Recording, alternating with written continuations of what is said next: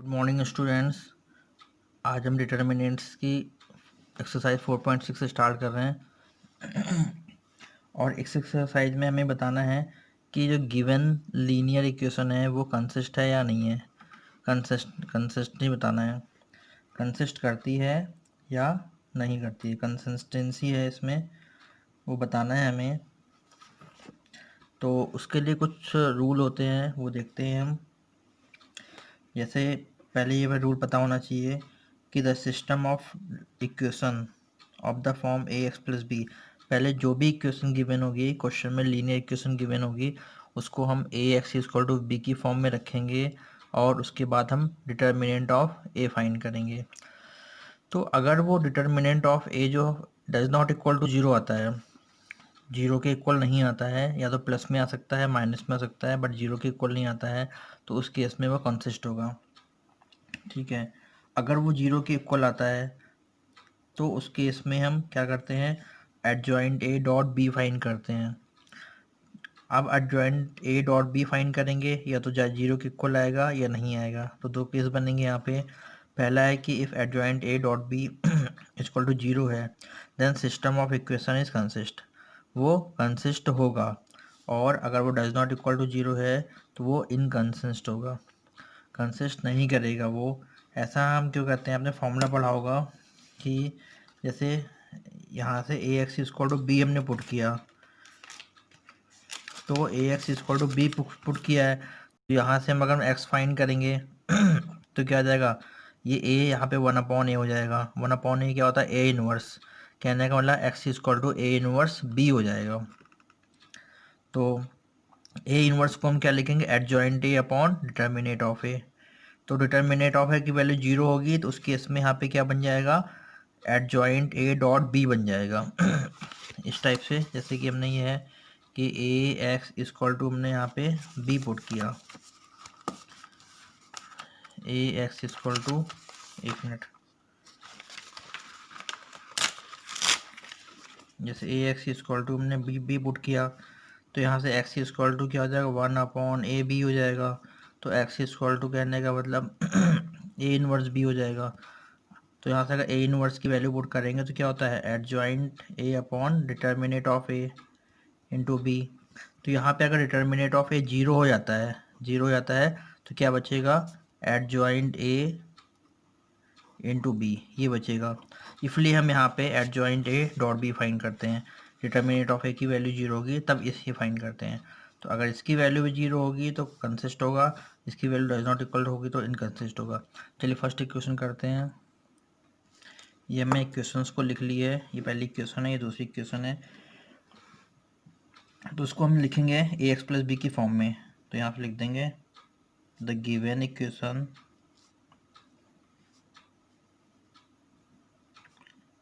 Can be written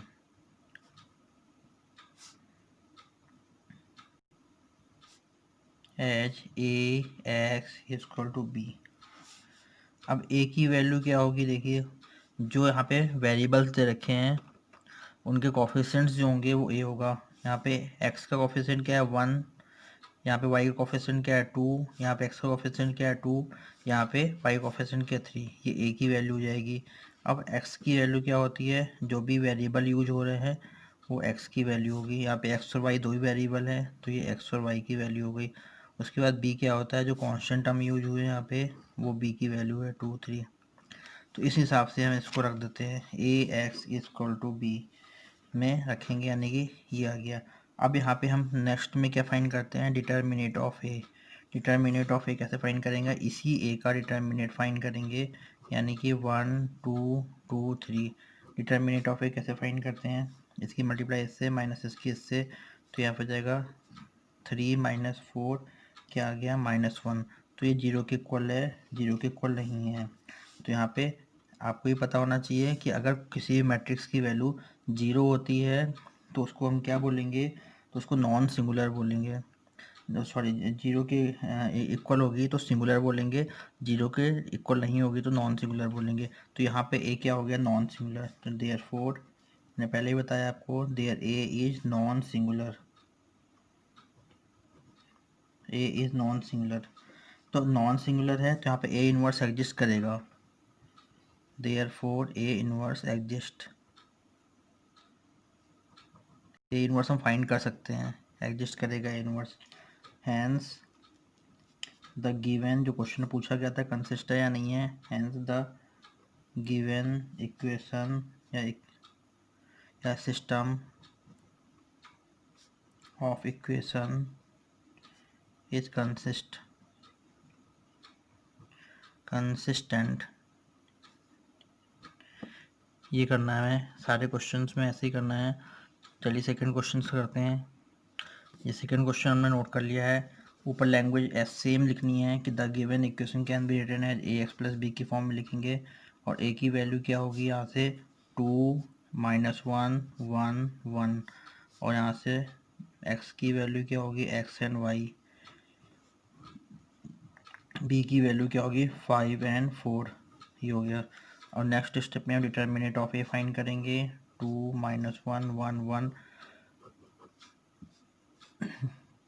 2 1 जा 2 -1, तो यहाँ से क्या होगा 2 + 1 कितना हो गया 3, यानी कि 0 के इक्वल नहीं है। तो सेम ऐसे ही ये यहाँ मैट्रिक्स कैसी हो गई, नॉन सिंगुलर हो गई। तो नॉन सिंगुलर मैट्रिक्स होते हैं वो एग्जिस्ट करता है, इसमें ए इनवर्स हम फाइंड कर सकते हैं, therefore A is non singular, non singular होगा, therefore A inverse exist, A inverse exist करेगा। और जो क्वेश्चन में पूछा गया था कि कंसिस्ट है या नहीं है, तो हम लिख देंगे hence the given system of equation is consistent. ये हो गया। थर्ड क्वेश्चन देखते हैं। ये थर्ड क्वेश्चन नोट कर लिया हमने, इसको भी ऐसे लिख देंगे, the given equation can be written as A x plus B, A की वैल्यू क्या हो जाएगी यहाँ से 1 3 2 6, और x की वैल्यू क्या हो जाएगी x एंड y, और b की वैल्यू क्या हो जाएगी 5 और 8। डिटर्मिनेंट ऑफ ए फाइंड करेंगे 1 3 2 6, 6 1 जा 6 -6, कितना आ गया 0 आ गया। अब यहाँ पे 0 आ गया तो मैट्रिक्स कैसी हो गई, सिंगुलर मैट्रिक्स हो गई, therefore A is singular matrix. मैंने आपको बताया है जब कभी भी ए की वैल्यू, डिटर्मिनेंट ऑफ ए की वैल्यू 0 होती है तो उस केस में हम क्या फाइंड करते हैं हम कंसिस्टेंसी के बारे में नहीं बता सकते हैं कि यहाँ पे ये कंसिस्टेंट है या नहीं है, उसके लिए हम क्या फाइंड करते हैं adjoint A dot B find करते हैं। तो यहाँ पे लिखना पड़ेगा आपको, nothing can be said about consistency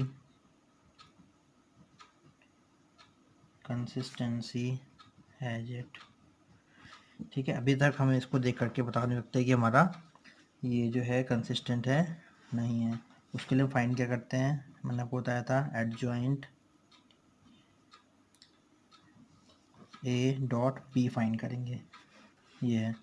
तो एडजॉइंट ए फाइंड कर लेंगे तो एडजॉइंट ए के यहाँ से क्या आ जाएगा देखते हैं। ये मैट्रिक्स जो यहाँ पे देखिए गिवन है, ये 2 × 2 ऑर्डर की मैट्रिक्स है, तो इसका पहले हम एडजॉइंट निकालने के लिए कोफैक्टर निकालते हैं। तो 2 × 2 मैट्रिक्स का कोफैक्टर निकालना होता है, तो कैसे निकालते हैं वो देखिए, ये होते हैं, ये आपस में इंटरचेंज हो जाते हैं कोफैक्टर में, 2 × 2 में ये आपस में चेंज हो जाते हैं, और ये भी आपस में चेंज होते हैं, और साइन के साथ भी, इन दोनों का साइन भी चेंज होता है। ये आपस में चेंज होते हैं और साइन चेंज नहीं होता, ये आपस में चेंज होते हैं और साइन चेंज होता है। वो कोफैक्टर हम डायरेक्ट निकाल सकते हैं यहाँ से। तो एडजॉइंट ए की वैल्यू यहाँ से क्या हो जाएगी, देखिए यहाँ पे क्या है, यहाँ पे 1 है, यहाँ पे 6 है, तो यहाँ पे हो जाएगा 6, और यहाँ पे क्या हो जाएगा 1, और इसको भी आपस में इंटरचेंज कर देते हैं, यहाँ पे हो जाएगा 3, यहाँ पे हो जाएगा 2, लेकिन इनके साइन भी चेंज हो जाएंगे, -2 -2 -2 -3 हो गया। ये यानी कि आपके कोफैक्टर्स आ गए। और एडजॉइंट ए निकालने के लिए होता है कोफैक्टर्स का ट्रांसपोज, ये ट्रांसपोज कर देंगे इंटू, यहाँ बी की वैल्यू जो दे रखी है उसको लिख देंगे 5 और 8 है, ये है। अब इसका कोफैक्टर क्या होगा, सॉरी ट्रांसपोज क्या होगा, रो को कॉलम में कन्वर्ट कर देंगे, ये हो गया और ये हो गया, यहाँ से क्या आ जाएगा 5 और 8। उसके बाद क्या करेंगे, मल्टीप्लाई कर देंगे रो की कॉलम से, 6 5 या 30 -24, फर्स्ट रो की फर्स्ट कॉलम से किया, सेकेंड रो किससे किया, -10 + 8, ये वैल्यू आ गई है 6, यहाँ पे वैल्यू आ गई -2। अब ये देखिए जीरो के इक्वल है या नहीं है, ये जीरो के इक्वल नहीं है। तो मैंने आपको बताया था कि ये जीरो के इक्वल नहीं होता तो इनकंसिस्टेंट होता है। यहाँ लिख देंगे 10, the solution of given system of equation does not exist नहीं करेगा, hence the system of equation is inconsistent.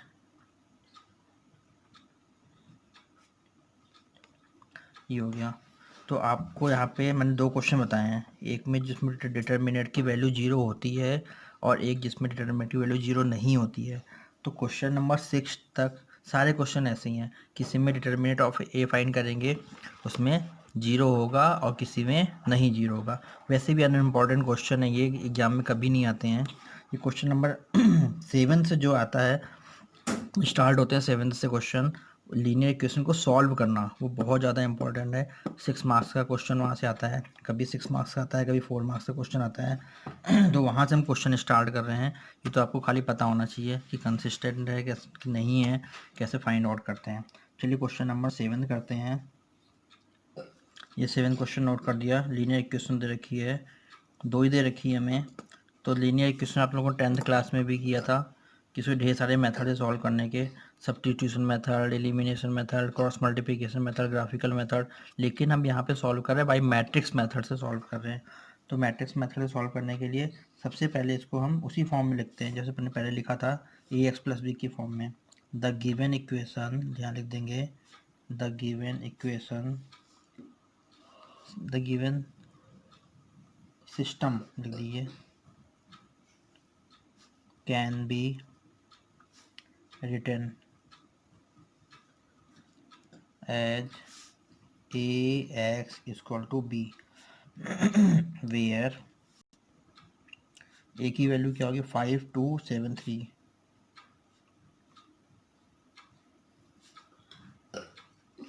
X की वैल्यू क्या होगी X and Y, and B की वैल्यू क्या होगी 4 और 5।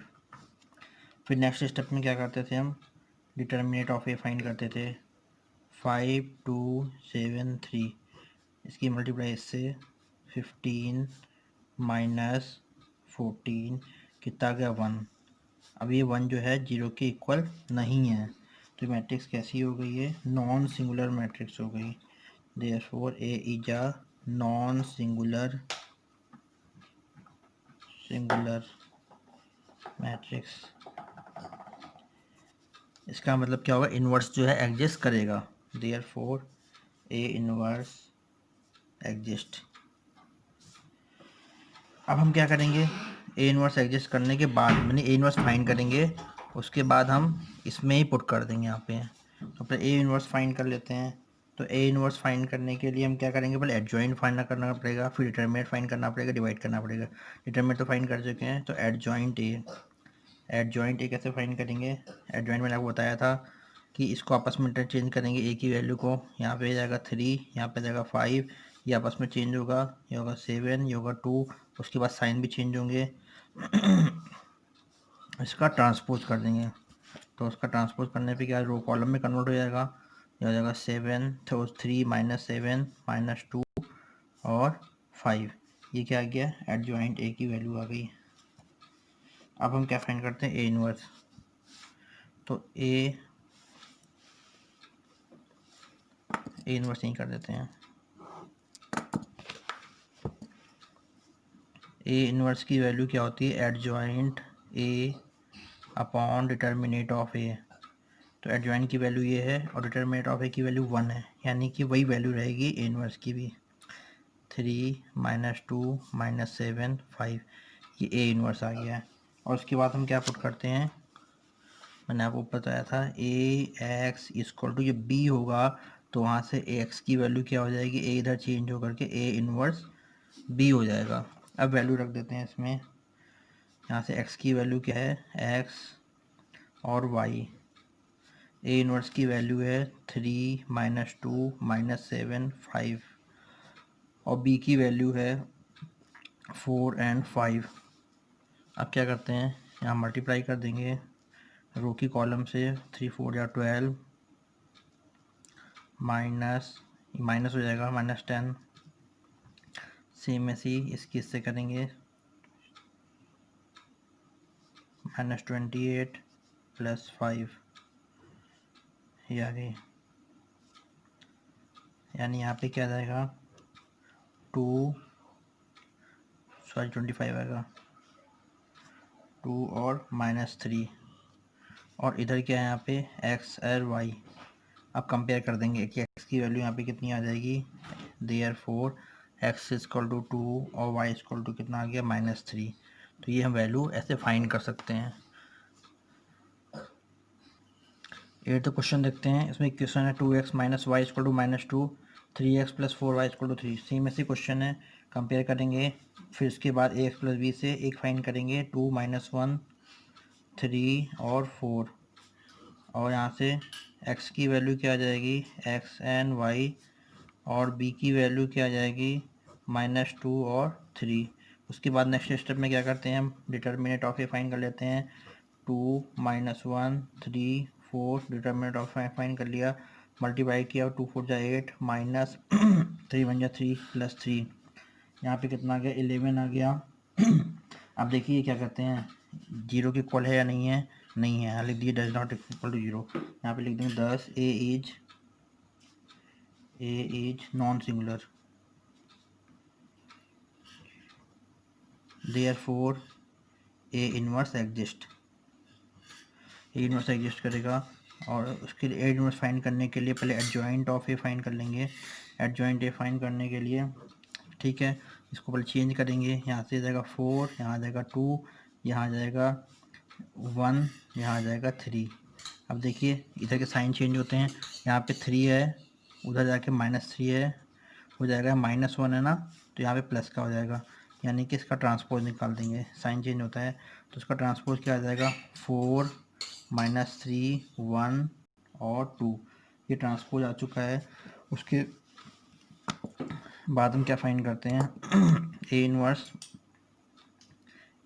Equal to adjoint A upon determinant of A होता है 1/11, इसकी वैल्यू 4 1 -3 2, ये आ गई वैल्यू ए इनवर्स की। अब इसके बाद हम क्या फाइंड करते हैं, x = A inverse B, x की वैल्यू x और y हो गई, ए इनवर्स की वैल्यू हो गई 1/11 4 1 -3 2, और b की वैल्यू है -2 3, 1/11 आ गया यहाँ से। अब मल्टीप्लाई कर देते हैं, 4 2 = 8 + 3 इसकी से 6 + 6, ये हो जाएगा 1/11, यहाँ से आ जाएगा -5, यहाँ से आ जाएगा 12, उसके बाद 11 से डिवाइड करेंगे तो -5/11, और ये हो जाएगा 12/11, और लेफ्ट हैंड साइड में क्या है x और y, कंपेयर करेंगे तो x की वैल्यू क्या हो जाएगी -5/11, और y की वैल्यू कितनी हो जाएगी 12/11, ये आंसर आ गया। और इसके बाद जो है 9th क्वेश्चन और 10th क्वेश्चन सेम ऐसे ही क्वेश्चन है, उसमें भी टू ऑर्डर की क्वेश्चन मैट्रिक्स जो है 2 × 2 वाली है। अब हम यहाँ से 11th क्वेश्चन से नेक्स्ट लेक्चर में करेंगे, यहाँ से हमें 3 क्वेश्चन आ जाएगी, उसमें 3 × 3 ऑर्डर का में मैट्रिक्स बनेगा। Thank you.